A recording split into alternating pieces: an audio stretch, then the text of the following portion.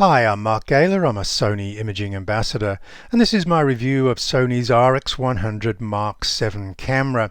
Now, I will take a trip down memory lane to show you that this camera has some impressive heritage.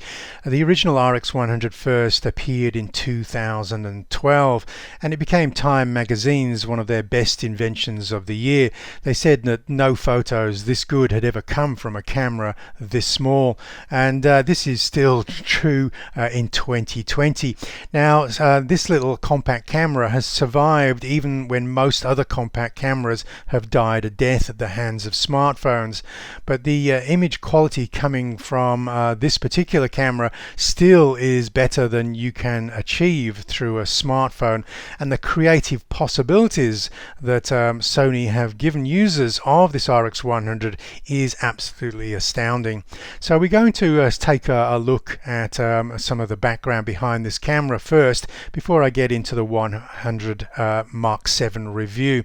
Now, the reason I still use one of these compact cameras is simply because it is compact. I can actually get this in my jeans pocket, and this is great for those instances where I don't want to carry a messenger bag or a backpack full of my full frame or APS-C gear, but I really don't want to compromise too much on image quality or my creative opportunities when using a camera. So I actually jumped on board with the Mark III because of the pop-up electronic viewfinder. So this is 2014, because I need to be able to use a finder in situations where the ambient lighting conditions prevents the use of a rear screen because of lack of contrast to see what is going on. So the amazing thing is that Sony engineers could actually create or find enough space inside this little compact camera to create this little pop-up finder, and it is really impressive to use. Obviously, it's not as good as my full-frame cameras, but it's very, very usable. Now, this 1-inch sensor has been around a long time, and it does appear in other cameras such as the RX0. Now, this is a very, very small camera. We do pay for the size of this camera. One of those things that we have to pay for is this does have a fixed f4 aperture, but I'm going to showcase why this fixed f4 aperture is not a problem most of the time. Now, having a bright f4 aperture does serve to keep the ISO reasonably low, but we don't sacrifice depth of field. Because of the smaller sensor, smaller than an APS-C sensor, we do get extra depth of field at the same aperture. And so the f4 aperture, the depth of field equivalent on this 1-inch sensor is f11 at the f4 aperture. So with this little RX0, I can get sufficient depth of field. This camera is actually now go on underwater because it's waterproof. I can get enough depth of field to not worry too much about focus. This 1-inch sensor also appears in a full-sized camera body such as the RX10. Now, some people might question why a 1-inch sensor has gone into a large camera body. And no, it's not because they're accommodating people with larger hands. It's because of this very impressive 24 to 600 equivalent focal range. So if you spot some wildlife and it's this big on your mobile phone, the ability to zoom in to the equivalent of 600 and render the wildlife this big is obviously something where mobile phones just are not going to go. So yes, the camera body may look a little bit big. In fact, it looks a little bit bigger than one of the full frame bodies, but it's carrying a very impressive zoom range on that lens. Now, if we tried to match that zoom range on a full frame camera, the lens would look something like this, and we'd need a backpack to carry it around in. So the RX10 does serve a purpose, and because we've got that f4 aperture, a constant f4 aperture, we are able to keep the ISO reasonably low when we're zoomed out to the 600mm. Now, I updated my RX100 with the Mark V, and this is because the sensor technology became seriously impressive around this time, again keeping ahead of the mobile phone technology. The stacked backlit illuminated sensor in this allowed for some very impressive features. One of those was shooting sequences of images at 24 frames per second. This is the same frame rate that we shoot movies at. And yet this was shooting at 20 megapixels at 24 frames per second. And it could also track moving objects. They added the phase detect autofocus to the sensor. So yes, I had to upgrade from my Mark III camera for this particular model because it had serious improvements. Now the next improvements that I saw that I was keen to upgrade, but I did wait on this one, was the RX100 Mark 6. The engineers managed to squeeze not the 2470 equivalent zoom range on this RX100. They took it out from 24 to 200 millimeters, and this gives a lot of people a lot more creative freedom, and again a greater advantage to using that smartphone technology. So we are talking about equivalents here. The actual focal range of this zoom lens that concertinas out is actually 9 to 72 millimeters, but if you're used to using full frame cameras, that is equivalent to 24 to 200. That's like carrying a 2470 and a 70 to 200 all in this little compact body, and it does concertina all the way back in, so we can get the camera in your jeans pocket. Now I particularly focus on the stills aspect of this camera, so I'm going to show you some of the advantages of using a camera like this for stills, although these cameras do have impressive movie features as well. Obviously with that 24 to 200, that does allow me to zoom out and get some wildlife, or in this case some running dogs on the beach, and get those framed up really nicely, so I don't have to crop too aggressively in post-production. And I am getting that shutter speed up to the 1/2000th of a second to freeze this dog, but you'll notice that I am keeping the ISO reasonably low. Obviously these sensors are not going to be as good as the APS-C and full frame cameras at the really high ISOs, but we do have wide enough apertures to keep the ISO low in most instances. So here are some examples of those dogs running, and I'm shooting these at the 24 frames per second. To give you a look at that creative freedom that we can get with that zoom range, I'm going to just give you a couple of examples of showing you that we can find an image within an image and then just zoom into that 200 mil. Now this is something where most smartphone photographers will really get super jealous about being able to do this. To give you another example, here I'm going for the broad landscape of this fishing village in Cornwall in the United Kingdom, and then I can zoom in and get that really nice framing at that 200 millimeter equivalent focal range. So now let's come on to the RX100M7, and yes, I've upgraded to this camera.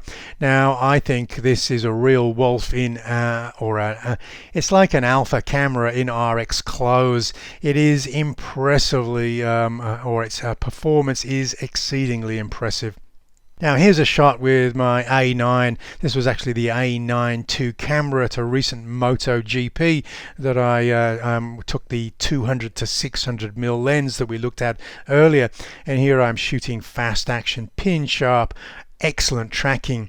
Now I also took the RX100 Mark 7 to review this the two cameras side by side, and here is same rider, this time on a separate lap, shot with the RX100M7. Now one of the reasons that this camera is capable of doing this is we have the same blackout free panning that we do on the A9 when shooting fast action. It's using a fully electronic shutter without shutter distortion and without blackout. This makes panning these motorcycles that are moving maybe up to 200 miles an hour through this very, very fast corner really quite easy compared to other cameras such as DSLRs or even mirrorless cameras that have blackout between each frame because of the mechanical shutter or the mirror and mechanical shutter. But here we have zero blackout, so it makes it much easier to track these. So the RX100M7, we've got that same 24 to 200mm focal range of the RX100Vii, and we now have some very impressive features. Before we go into those, let's take a look at what is familiar. If you already own an alpha camera, then you're going to set up this camera in next to no time. The menus are exceedingly familiar. We've basically got the same menu layout that we do on the larger alpha cameras. So you're going to be able to switch over to RAW, set all of your optimum settings such as ISO, auto, minimum shutter speed, assign it to a custom key. I'm not going to use the flash on this particular RX100, so I've reassigned the little flash on the right side of the rear dial for ISO, auto, minimum shutter speed, and that's because I'm an aperture priority photographer. So we have another custom feature that we don't get on the alpha cameras, which is the control ring on the front. We can set it to changing shutter speed, aperture, zooming, so we can use that as a custom feature on the RX100 camera. We don't have as many custom buttons, so having this control ring which we can customize is a valuable asset. We also, and some people complain about the Sony alpha menus. I often think that's a dead argument, since Sony added the My menu, which is you take the menu items that you periodically want to change settings, and because you don't want to remember which tab it's in, you just assign them to My menu. So really there is no reason to complain, because the menu item is exactly where you put it. Okay, so I did say that this review is primarily about stills, because I'm primarily a stills photographer, but it does have some excellent movie credentials here.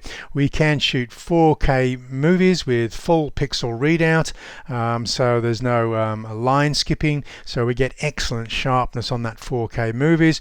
We got excellent AF tracking. We can either track with the finder, or we can touch track, just touch your subject and then the camera will change over to tracking. We can change the touch operation to focus, where we can just pull between different parts of the scene, pulling focus between, but I actually prefer to leave it on the touch tracking, so I can just touch my subject and then let the camera move over and chase that subject around the screen. And we do have the IAF capability when shooting 4K movies. And for the RX100M7, they've added an external microphone input, and with the completely flip up screen, and here we can see the camera is set up for either vlogging or some excellent 4K capture. So I'm going to move on to stills, but if you may check out other reviews to look at the capabilities of this little RX100 for shooting high quality movies. So this view, and I've shown you this RX100 at the MotoGP already, and if you take a look at the 4K examples on my Flickr Pro account, you'll see that this is seriously impressive from a compact camera, and this is another reason why you would choose to be shooting with a compact rather than maybe a mobile phone. Now this is 1/500th of a second. I'm slowing the shutter speed down just to get a little bit of movement drag behind the rider here riding through this bend, and we're using an f6.3 aperture, but I'm keeping the ISO really low because I'm using that slower shutter speed panning here. So we've got the ISO at the optimum, which also gives the optimum dynamic range, because we've got a lot of black information here and I want rich detail in the shadows and also rich detail in the highlights. And the dynamic range is really quite impressive for that 1-inch sensor. So as I was at the MotoGP and I was shooting primarily with the A9 II, which is a sports photographer's dream come true, I was actually shooting at times when I didn't want to take off the long 200-600 lens, and if I just needed to grab images in the pits, I would just use the RX100. And here is one of the mechanics and a couple of the riders. That's Marc Marquez, the world champion, on the right side, who's posing for me in the pits. I'm not going to sort of walk half a kilometer back and shoot him with a 200-600. I'm just going to take out the RX100 from my pocket and quickly grab that shot. And the quality of these images is very hard to pick that it hasn't actually come out of an APS-C or a full frame camera. The vast majority of this stuff is shot at 100 ISO. And so these will blow up really well and be displayed on 4K monitors at 3840 pixels wide, and again the quality will be super impressive. Okay, so as I said, you can see the full resolution or 4K resolution versions on my Flickr account, and there will be a link below the movie. So here I'm slowing the shutter speed down again just to keep that ISO really low. It is raining now, so again, but I can still keep the ISO low even in conditions where the ambient light isn't really bright. Okay, so if I do need to freeze at the higher shutter speeds, then obviously the ISO may go up a little bit, but even when we're pushing that ISO up maybe up to 400, maybe even as high as 800, I'm still pleasantly surprised by how well the noise is handled by this 1-inch sensor. For me, I do have to be a little bit careful going over 800. Maybe I'm a little bit fussy because I own those full frame cameras, but I do try and keep the ISO below 800 when at all possible. So I really gave this camera good testing in Vietnam. I didn't actually take the other cameras with me. I shot this entire location shoot just using the RX100. So I'm going to show you how I can manage shooting an RX100 keeping the optimum quality even though the sensor is a little bit small. So that's the first challenge, is keeping the ISO low. The second challenge is because we have the extra depth of field even at those wider apertures, I do want to be able to create figure-ground separation. I do want some background blur in some of my images to isolate the subject. Now one might think that's impossible with these smaller sensor cameras, but it is possible, so I'm going to showcase how I've managed that with the RX100. Keeping the ISO low, that's not a problem. This is the first light of day. I'm shooting with f4 100 ISO, knowing that the f4 will give me the depth of field for landscapes. Typically I'd be stopping down to f11 on a full frame camera, so I'm basically keeping the ISO 8 times lower if I need to, if the ambient light isn't as bright as it needs to be for full frame photography. This is actually a pre-dawn shot, and even now I'm still hand holding at 1/50th of a second, and it does have steady shot that I could be using, but this is comfortable even without the steady shot kicking in. I'm using the f4 aperture again. You can see the depth of field is sufficient as we back down that laneway, you can see there, and the ISO is still at its optimum, ISO 100. Now for those landscape shots where I want to build depth of field, the f4 is usually sufficient.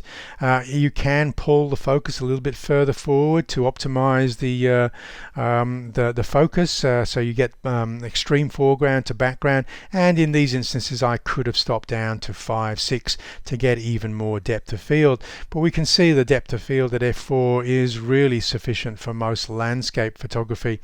And if we're keeping the ISO down to 100, the dynamic range is going to be very good. This is a sunlit scene, and we can see that the bright white wall hitting with the sunlight on it, we've still got detail in those highlights, and we've still got good detail in the dark hair and the shadows of the subject. So again, the advantage of keeping the ISO low is not just the low noise, it's also keeping that dynamic range up. And here's another image that showcases the dynamic range is very good at the low ISO. Here the netting catching the sunlight is got rich detail, and even the dark pants the fisherwoman is wearing has got rich detail, and this is captured in RAW. I've moved up the shadows in post-production, brought down the highlights a bit. If you're not a RAW shooter, just use the dynamic range optimizer and you'll get rich detail in your JPEGs and also movies. Okay, last light of day, you can see the sun setting behind again, and I'm still at 100 ISO, again using that f4, and I've decided again to slow that shutter speed down so I get some nice movement blur in the foreground. So we can't always freeze in low light like we can maybe with the full frame cameras, but we can use that creative blur to keep the ISO low. And here I am showcasing that creative blur. So panning the camera with the slow shutter speeds. This is actually a dark alleyway in the flower market in Ho Chi Minh City, and I'm getting some excellent panning skills with this camera because of the blackout free panning that it's giving me, and it's tracking the faces. The face detect and the IF will kick in, so I basically tracking one of the children on the bike, and it looks like it's tracking the girl on the back of the bike here really well, and I'm getting some nice atmospheric movement blur behind the subjects as well. And this wasn't a one-off. If you look on my Flickr account, you'll see I've done this over and over and over again to showcase all of the sort of things that the Vietnamese will carry on these little scooters. So I've got a whole collection of these atmospheric slow shutter speed panning shots with the RX100M7. And the shutter speed has slowed down from that 24 frames a second to 20 frames per second, but we now do have that blackout free panning, and the A9 camera is the only camera, interchangeable lens camera at the beginning of 2020 that features that stack sensor that allows this. So if you want that capability in a camera that doesn't cost as much as the A9, you're probably going to pick up that capability in the little RX100M7. And again, here's showcasing. This movie is in 4K, so if you haven't already, switch to 4K so you can see these examples. Okay, and impressively good, I have to say.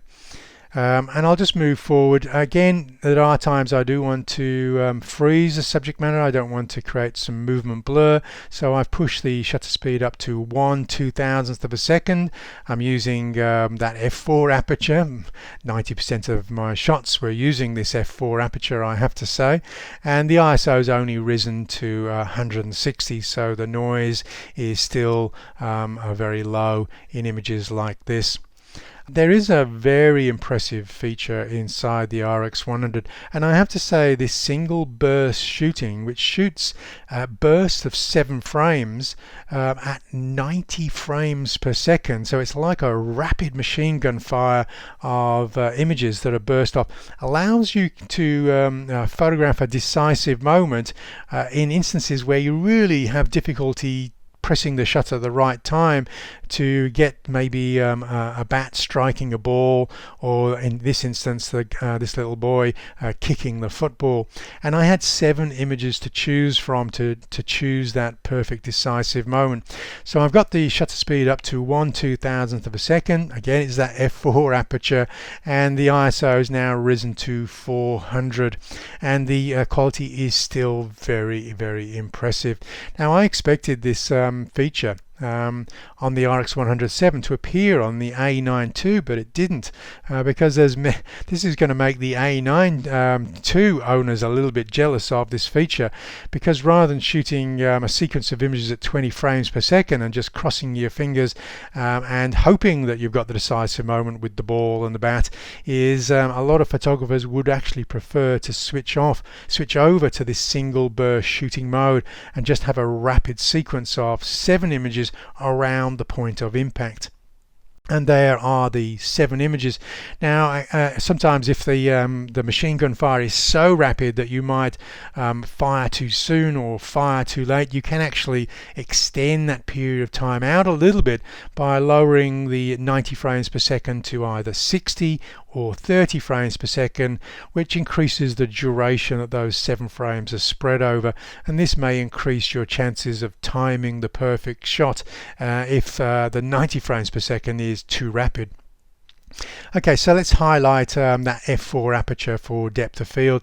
This is allowing me to keep the ISO low, so it's giving me that high quality that I expect from my large sensor cameras, and we can see the depth of field extend from the foreground, the guy walking up the beach, the tractor in the middle distance, right through to the distance is all sharp, because we do have that f11 equivalent depth of field, but we got the f4 light gathering properties to keep the ISO low. So this really pays off in this scenario, and here's another example. Foreground, we need a fast shutter speed now to freeze the action, so that 1/2000th of a second is paying off, but I'm not having to sacrifice the depth of field because of this, and the ISO again is low. And here I am now getting that figure ground separation. Just when you think maybe there is too much sharp focus, here I am now getting that shallow depth of field. And the secret to this is getting closer to your subject, taking the zoom out to the 200mm and using the wider apertures. So when we're zooming, getting close using the wider apertures, it is possible to get that figure ground separation, and I mostly want it for my head and shoulder portraits, the character portraits that show the characters behind the unfolding story.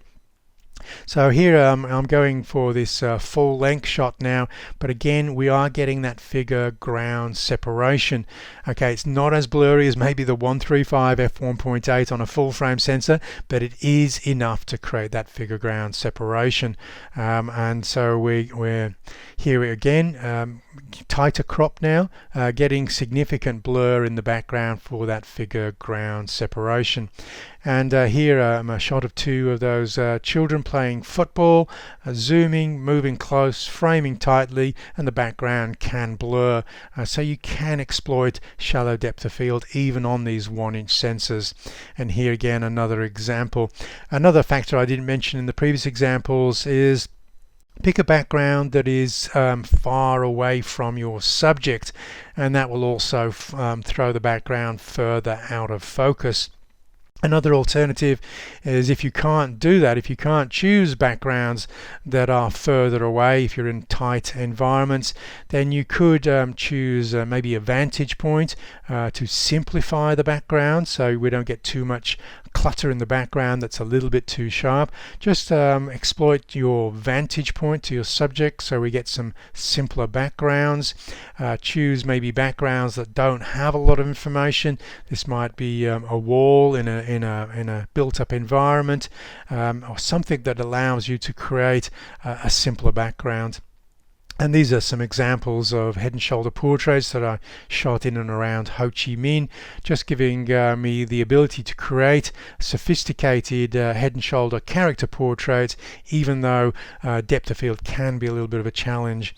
And here again I'm choosing backgrounds that have very few distractions, just taking a slightly lower vantage point, using just the sky as the background now allows me to get in and under the hat as well, and it shows again the high dynamic range capability. We're not losing detail on the sunlight striking the hat, and we've got rich detail in the shadows underneath this hat here.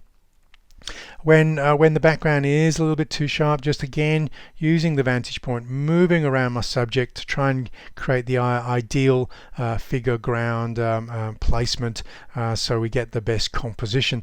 Now this is a little bit easier on a wide aperture prime on a full frame lens, but I actually enjoyed the challenge on this little RX100. I didn't find it that frustrating. Here I'm using a very low vantage point to create that foreground blur in the foreground. The camera is almost on the ground here, using that low vantage point to create a simple background behind the tractor, so I get that full frame quality from this RX100 camera. And again showcasing that portrait capability of this camera.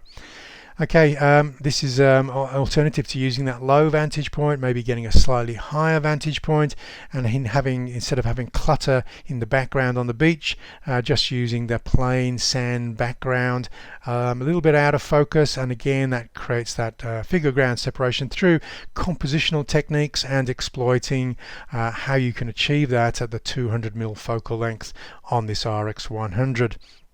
Now, this camera does have all of the whiz-bang features of the very latest alpha cameras. So we not only have face detect and IAF, we also have animal IAF. And in this instance, it doesn't kick in on all birds. Birds is one of the animals it doesn't tend to favor too much of the time, especially when the bird's face is in profile view. But in this instance, the IAF kicked in, so the camera avoids focusing on the front of the beak and pushes further back towards the eye. The animal IF is especially important when we're doing those tight shots of animals' heads. And here's another example in the flower market in Ho Chi Minh City. This beautiful cat in a red jumper. Not too sure about the jumper. It was like 30 degrees this day. On a red chair against a red tiled wall. Big red theme going on here, and I just quickly switched from the human IAF to animal IF. I managed to put subject detection in the FN menu, so when I encountered animals instead of humans, I could quickly change this just in a couple of seconds. Now here is a high ISO example from the camera. Obviously this is not one of the greatest strengths, although if you compare it to some mobile phones, the 1-inch sensor is certainly an advantage.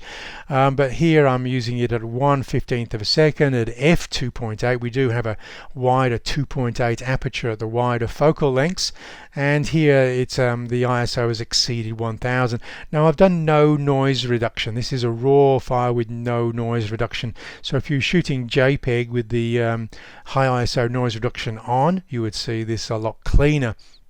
Now, as I go into Lightroom and do some localized noise reduction, it is a little bit of work. It does take me a couple of minutes, but I've managed to reduce the noise so it looks like it's being captured at 400 ISO instead of 1250. So I don't rule out those high ISOs altogether. It's just that they can create a little bit of work for you if you are shooting at high ISOs, especially if you're stopping down because you think you need depth of field and you don't. You could actually shoot that at f2.8 or f4 and get the depth of field you need and keep the ISO lower. And in those instances, let's always remember, I always carry a little tabletop tripod. They actually never get used on tabletops, so I just sit them on the ground. And so we are always able to keep that ISO at 100 for some landscape work. We just take around one of these tripods that does fit in perhaps the other pocket, and then we can shoot at 100 ISO pre-dawn or post-sunset and keep some really impressive quality landscapes in our folio captured with a 1-inch sensor. Now I did highlight that these images are available in ultra high definition on my Flickr Pro account. The URL or the link is below the movie. Now you will see the quality if you're watching in 4K, but because of movie compression you're going to see even higher quality if you visit this gallery and you view them on a big 4K screen. That concludes my RX100M7 review. I think if you're tired of carrying big cameras and you're looking to downsize, this is an excellent camera. If you're wanting to get a camera that is significantly better than a smartphone, this again is a good decision. It's also a great decision if you're already an alpha owner and you're looking for a camera for those instances where you don't want to take a camera bag out with you. Okay. I'm always slightly nervous about leaving the house without a high quality camera because you never really know what you're going to encounter, and then you just kick yourself that you don't have a camera for those instances. So this really is a camera that you do not need to leave at home. For those who are new to me, just remember I have my website, which is www.markgaylor.com. All of the learning resources on this website are absolutely free. You can make donations if you find them incredibly valuable. I have ebooks for the full frame cameras, the APS-C cameras. I have hundreds of tutorial movies to help you get the best out of your cameras. So certainly take a look at these resources. Some people may want to talk to me directly about issues they're having with their camera or about decisions about buying new gear. Now I have started a Patreon site. Now if you head over to this site for a small monthly subscription, basically I'm going to become your mentor and guide and help you through any confusing aspects about using your cameras and get you to set up the cameras in the best possible way to suit your particular workflows. Because if you can really master the camera, then you don't have to worry about which are the appropriate settings. You customize the setup of your camera and then you just focus on the subject in front of the camera and not the camera you're holding. Okay, so that concludes my RX100 Mark 7 review. I'm Mark Gaylor, Sony Imaging Ambassador.